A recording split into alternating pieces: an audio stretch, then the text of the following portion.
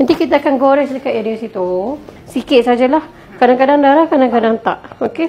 So tujuan dia hanyalah untuk nak bagi bahagian klitoris kita panggil tu cedera. Itu sahaja. Yang kau nak cuci, dia kena daripada atas ke bawah. Tak boleh daripada bawah ke atas. Sebab apa?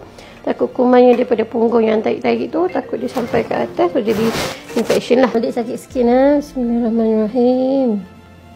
Okey. Dah.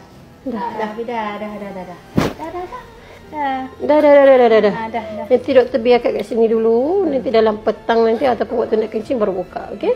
So bila bila kencing, mak kena tengok sama lah. So but make sure nak kena dia betul-betul bersih. Sebab kalau tak bersih takut dia benda lain pula lah. Okay?